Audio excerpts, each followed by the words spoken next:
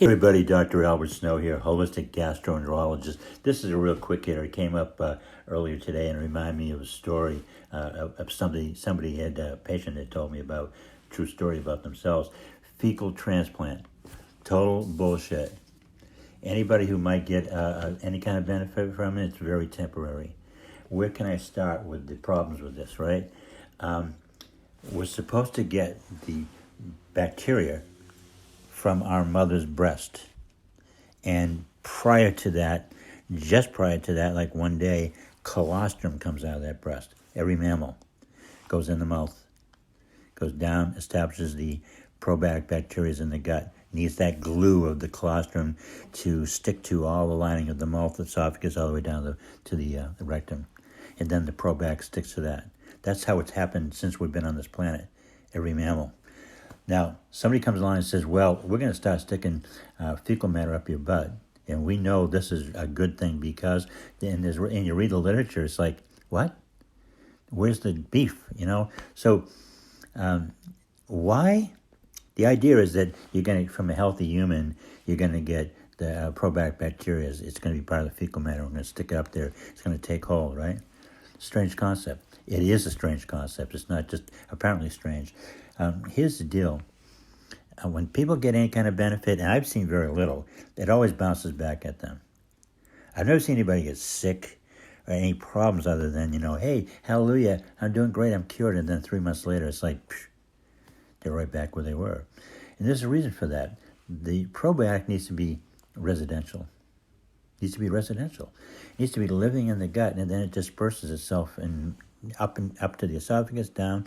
It needs to be residential. When you stick this thing up their butt, there's no colostrum, so it has nothing to cling on to. So it'll hang around a little while and say, it's kind of cool, but gotta go. We don't have anything to cling to.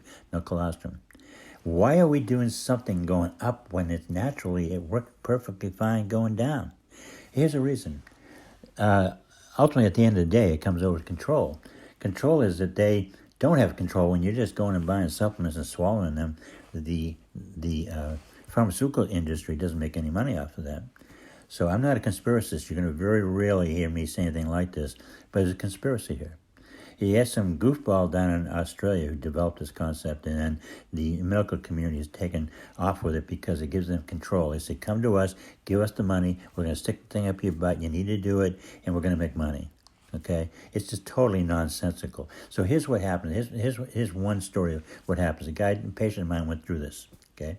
I also have a niece who went through this, and it didn't work for her. She fortunately not quite having her colon removed.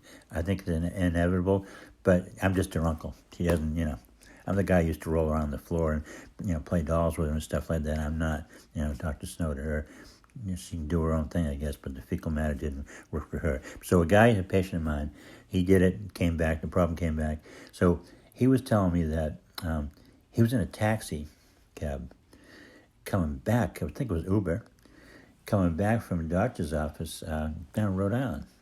And he was talking about, the concept. He said, the concept is this and that. And the taxi driver's going, wow, that's really cool. He said, I wondered about that, and I have IBS. So they got talking, and I guess they had a little bit of a ride. So they were talking about it, and then one thing led to another. They said, the Uber guy goes in the house to use the bathroom, okay? And they get, they're talking, and then next thing you know, they say, hey, listen, man, we'll just exchange fecal matter.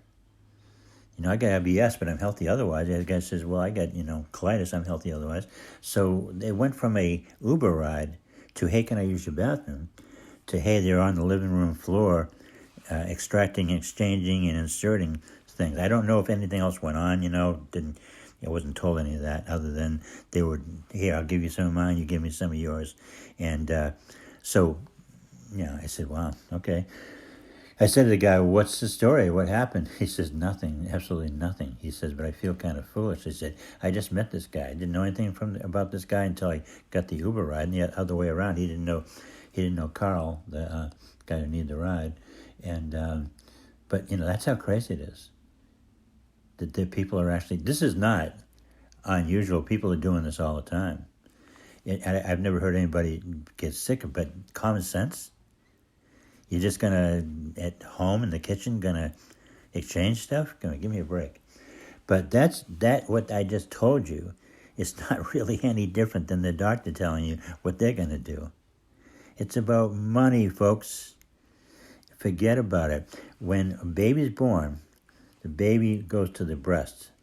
Okay, nothing's involved with this baby's butt and putting fecal matter up there, and nothing like that.